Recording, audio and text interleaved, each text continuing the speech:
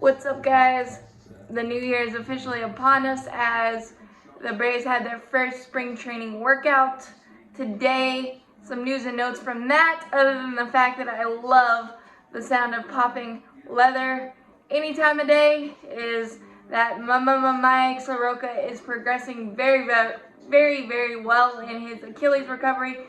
Brian Snitker wouldn't rule out a opening day return, although I would say it's more likely a late April, early May return, which the Braves, with their depth, can weather that storm very nicely.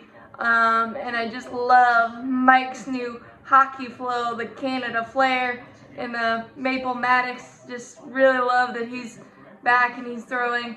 He's still got to work on covering bases and the PFPs and things of that nature, but he's excited to be able to hit.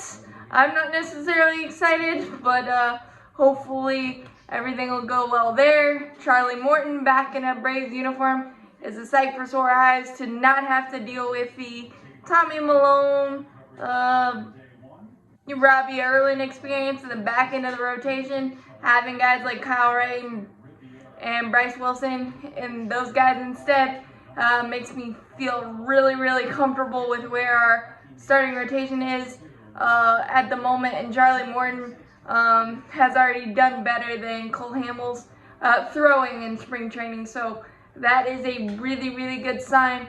Brian Snitker did say that he might move MVP Free back in his customary number 3 hole due to the fact that the DH is not in play at the moment, and I don't think it'll matter because the fearsome foursome is still intact with Ronald, Freddie, Ozzie, Travis d'Arnaud. I think that's going to be fine. Marcell Ozuna, I'm really fine with whatever happens there. And in the closer role, he did say that there might be a twosome in the closer, which I would say Will Smith, who had a down year last year, but dealt with COVID and things of that nature. And it was just poor location, and you can fix poor location for Will Smith.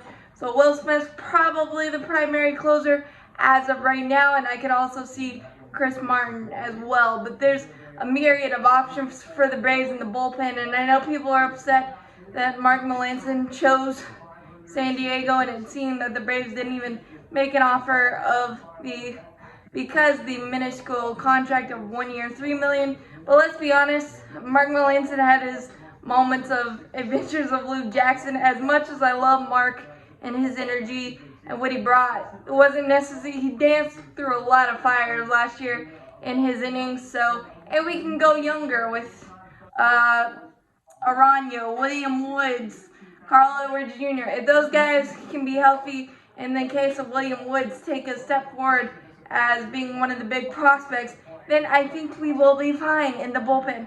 Would it be nice to add some insurance? A veteran guy from the right side. Shane Green's a possibility still out there, which is surprising to me.